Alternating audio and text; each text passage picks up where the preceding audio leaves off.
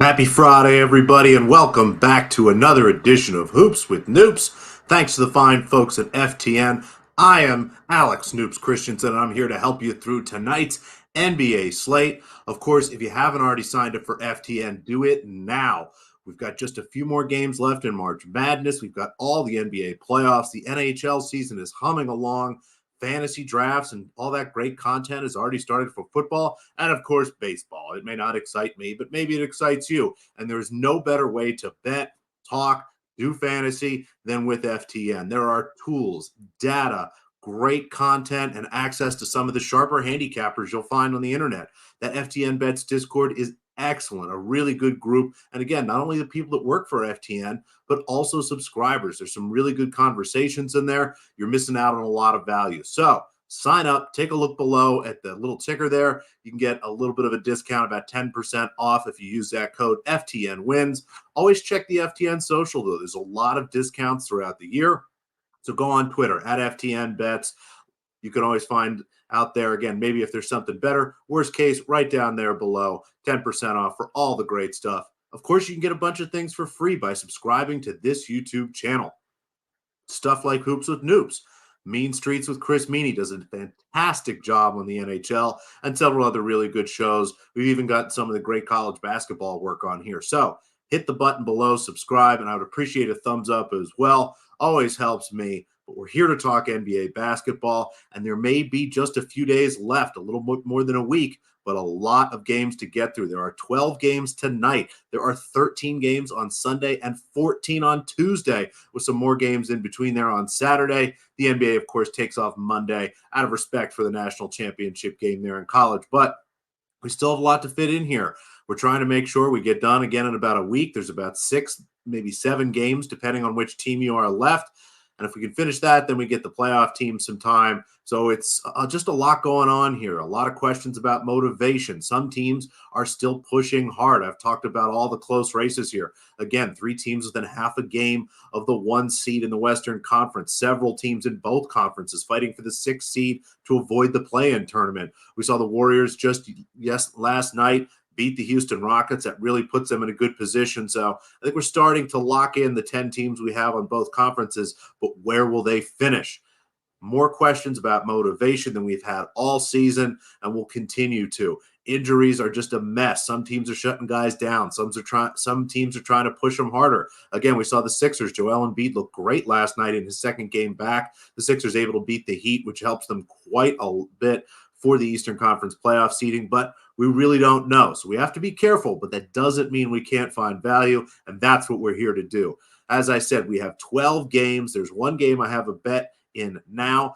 11 other games, either I'm not going to bet them, I might bet them later. We will still cover them and not for Noops. I just want to give you a bit of the lay of the land, help you understand what I'm thinking, why I'm avoiding a game, why I might be waiting on it. But let's start with the game I like, the game I see value in.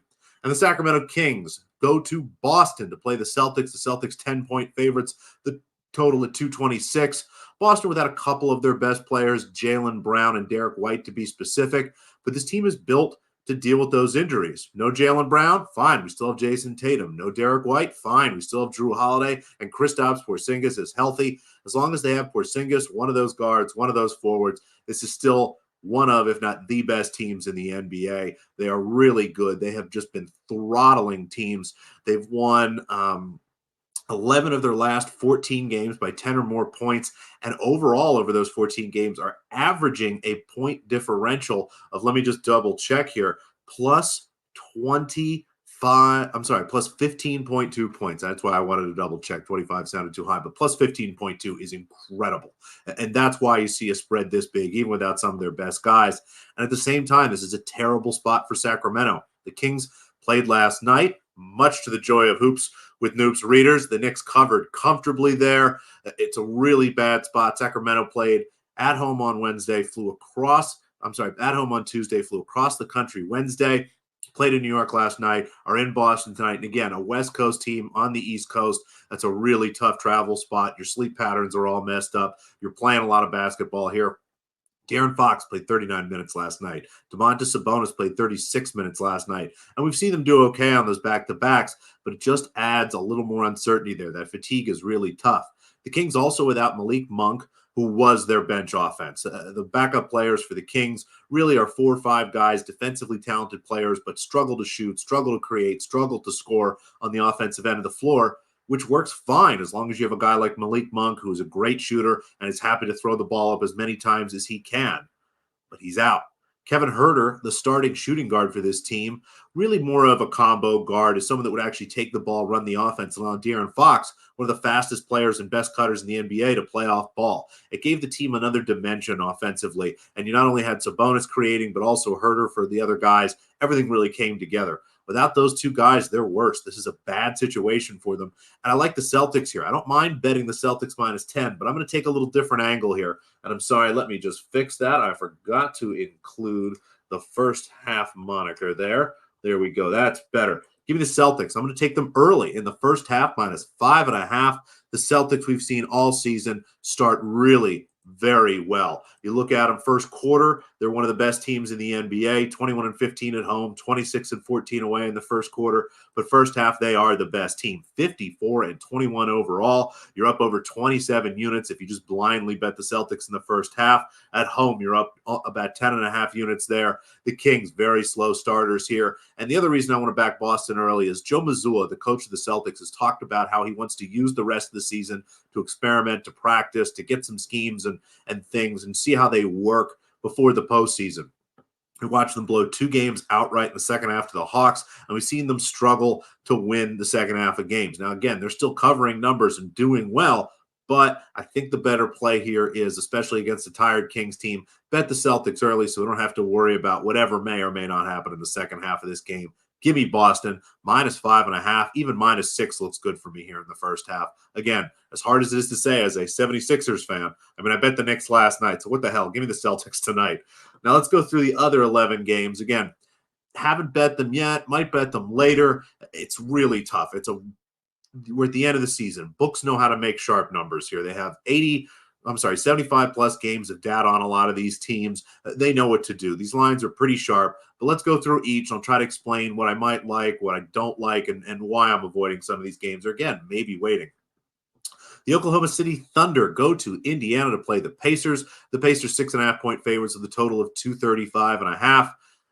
You're probably wondering why the Thunder are not favored in this game. No Shai Gilgeous-Alexander, no Jalen Williams. That's their 2 best players. They still have a lot of talent. Maybe they could find a way to keep this game close. The Pacers should be the better team. They've been the 7th best net-rated team since the All-Star break, just 2 spots behind the Thunder. And again, the Thunder without their 2 best players. So I think it's Indiana or pass. The market has been betting Indiana all day. This opened closer to 4, now into 6.5, and there's still more Pacers money coming in.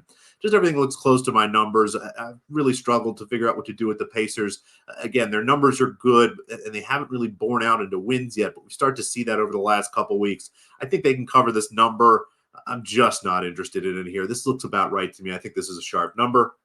One of 2 games that I think should just be canceled tonight. The Portland Trailblazers go to Washington to play the Wizards. The Wizards 2.5-point favorites at home with a total of 224. And let me just pull up quickly here. I want to read off the names that will be missing here. Again, 2 of the worst teams in the league, but Malcolm Brogdon, Tamani Kamara, Anthony Simons, Marvin Bagley, Bilal Coulibaly, Tyus Jones, and Kyle Kuzma are out. Jeremy Grant is doubtful. He's missed the last couple weeks. I don't expect him to play. And Denny Avdia is questionable. That's the best players for both of these teams. As bad as these teams are, they're going to be even worse tonight. This game is just gross. Let's cancel it. Put some other games on the feed. Everyone will be happier. Let's move on. The Orlando Magic go to Charlotte to play the Hornets. The Magic favored by 12 points, the total of 206. I talked about this about a week ago, how interesting it is to see such a big spread with such a small total, but the Hornets are just really struggling here. Miles Bridges is dealing with some injuries. There is not much talent left on this team, let alone guys who can create and score. The Magic, if they win this game, will be tied for 3rd seed in the East, which would be the highest finish they've had in over 15 years. It could be a really great night for Orlando. All these numbers came out pretty close. Again, I've been playing Hornets team total unders, but they finally started putting those in double digits. We don't no longer get a chance to bet under 100, 101. All these numbers are in the 90s now. Orlando, again, could cover here comfortably, and they have against the Hornets. I don't know. I'm happy to let this game go. The Toronto Raptors play the Milwaukee Bucks. The Bucks are 15-point favorites with a total of 229, despite Giannis Antetokounmpo and Damian Lillard being questionable. With one of the two, the Bucks can cover this number. Without both of them, things get really tricky here. As bad as the Raptors are, they've got Emmanuel Quickly, they've got RJ Barrett, enough guys to keep this game close. And again, against a Bucks team that has lost their last two games outright to the Memphis Grizzlies and Washington Wizards. Yes, those Wizards and Grizzlies, two of the worst teams in the NBA. Milwaukee, 12 plus point favorites in both of those games. Glenn Rivers really struggling here. I don't know what to do in this game. I'm happy to let this go. I think the Bucks should bounce back here, but if you believe in bounce backs, they should have done it last game. So you're chasing again. That's why you try to avoid stuff like that. There are professionals. Yes, some teams may be trying harder than others, but everyone's trying. Maybe if the Bucks have a clean injury report, I'll look at a Bucks team total over, maybe a Raptors team total under kind of situation. Again, make sure you're in the FTN Bets Discord. You'll see those bets if I make them. Nothing for now. The New York Knicks covered for us last night, and now I have to go to Chicago to play the Bulls. The Bulls 1.5-point favorites, a total of 212. The Knicks have really struggled in the second half of back-to-backs this year. Tom Thibodeau pushes his guys hard. 4 of the 5 Knicks starters played 38 minutes or more last night. They should be fatigued, and we've seen this time and time again. The Knicks 4-7 against the spread in the second night of a back-to-back. The Bulls, pretty solid at home, but again, just all over the place. They've beaten playoff contending teams. They've lost to bad teams, beat the Timberwolves, lost to the Wizards, beat the Indiana Pacers, lost to another bad team. I can't quite remember who that was right now, but just a mess of a basketball team. I have no idea what to do with the Bulls, and you can't trust the Knicks on the second night of a back-to-back. I think it's Knicks or pass. I am passing. The Miami Heat go to Houston to play the Rockets. The Heat, after a tough loss last night to Philadelphia, need to keep winning games if they have any chance of getting up to the 6th seed and avoiding the play-in tournament in the Eastern Conference. The Rockets pretty much ended their season last night by losing to the Warriors. Golden State now holds a 4-game lead over the 10th seed in the Western Conference and the tiebreaker. That basically means the Rockets have to win 6 games in a row, their last 6 games in a row, and hope the Warriors lose 5, or the Rockets win 5 of 6 and the Warriors somehow lose all 6. Ain't happening. So what does a young team do here? How do they respond to what is effectively the end of their season? They've been pushing hard, talking a lot of trash about being able to catch up to the Warriors. Ain't happening. So is the veteran team like Miami, who's been decent in the second night of back-to-backs, Spoelstra knows how to balance things. Are they going to be able to refocus here against a non-conference opponent? Does the young Rockets team come back here? Kind of lean towards Miami, but it's a really tough game again. A second game that I think should just be canceled. The Detroit Pistons go to Memphis to play the Grizzlies. The Grizzlies 1.5-point favorites with a total of 212. And again, let's go through the laundry list of players that will be missing tonight. Kate Cunningham, Simone Fontecchio, Isaiah Stewart, Asar Thompson, John Morant, Desmond Bain, Brandon Clark, Jaren Jackson Jr., Santi Aldama, and Marcus Smart are all out tonight. What the heck do you even do? I can't even name 10 guys playing in this game, let alone 10 for each team. I probably can't even name you 5 guys that are going to be playing tonight. It's just a mess. Cancel this game. Everybody wants this season to be over. Give them both ties, whatever. Run broadcast or some other game. Everyone will be happier. I bet Pistons and Grizzlies fans won't even complain if they can't find a way to watch this game. Let's move on. One of the more interesting matchups, despite a large spread, the San Antonio Spurs go to New Orleans to play the Pelicans. Pelicans 11-point favorites with a total of 219.5.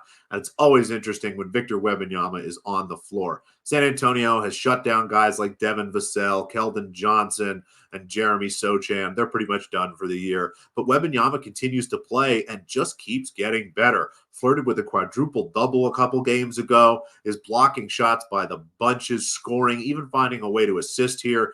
Should be fascinating to watch him play, but he is not enough to get this Spurs team a win or really even keep this game close, I think. Now, that said, the Spurs have won 3 of their last 5 games and covered all 5 of them. So maybe he is enough, but New Orleans has been pretty solid all season. Up and down, they're the better team. They're deeper. I expect them to dominate minutes when Wembanyama is not on the floor and be able to win this game. Normally, I'd look to bet the Pelicans early. They're the second best first-half team in the NBA, but the Spurs are another team I normally bet early. They are one of the best teams on the road in the first quarter, so a lot working against itself here. Again, I think this will be a fun watch, but I really can't advise you bet anything. The Golden State Warriors go to Dallas to play the Mavericks. The Mavericks 5-point favorites with a total of 226. These teams played on Tuesday. We bet the Mavericks. They lost in a heartbreaker to the Warriors, who, as I mentioned, won yesterday, all but officially locking up that 10 seed.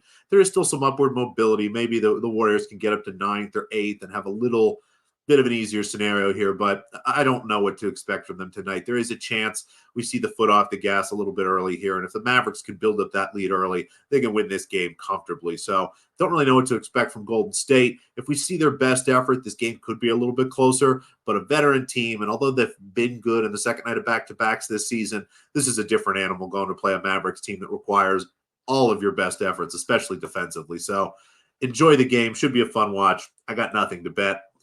This is probably the best game of the night. The Minnesota Timberwolves finally healthy. Nobody really on the injury report except obviously Karl Anthony Towns, who is still out. Go to Phoenix to play the Suns. The Suns favored by 4 with a total of 216. And I'm sorry, I have that line flipped. I just want to double check, but I believe the Timberwolves are actually 4-point favorites. Excuse my error. Let me go ahead and no, I'm sorry. No, I did have that right. I'm sorry. The Suns are 4-point favorites here. Tough schedule spot for Minnesota. And it is one of those things you look at it. I mean, what's going to win out here? A great defense or a great offense? We know the Suns can score efficiently with their big three. Should be a fun game tonight, but pretty close to my numbers. We'll skip this game. And to finish, a classic bad two options. The Utah Jazz are without Lauri Markkanen, Walker Kessler, Jordan Clarkson, and John Collins. 4 of their best, if not just their 4 best players. The Clippers without Kawhi Leonard played last night. Aging team, a veteran team. So, do you want to play the Clippers without Kawhi Leonard on the second night of a back-to-back, laying over 12 points? Or do you want to take less than 13 points with a Jazz team that has nobody left? I don't want to do either of those things. So here's the option I'm going to offer and suggest. Let's skip it because we already found the game that we want to bet. Give me the Boston Celtics here in the first half, -5.5. Again, anything -6 or better looks good for me here. We've got a fatigued Kings team in a really bad spot. The Celtics, I don't mind playing them the full game, -10. I think that's a perfectly fine bet. I just think this is a better one, so let's do that. Thanks again so much for watching. Really appreciate it. I'll be back on Monday with another edition of Hoops with Noops. Until then, you can always find me on Twitter at _Noops. DMs are open. I'm happy to talk basketball, but if you have any questions that you want to leave here, dump a comment down below. I'll get back to you as soon as I can. And as I said, I'll see you Monday. Best of luck until then.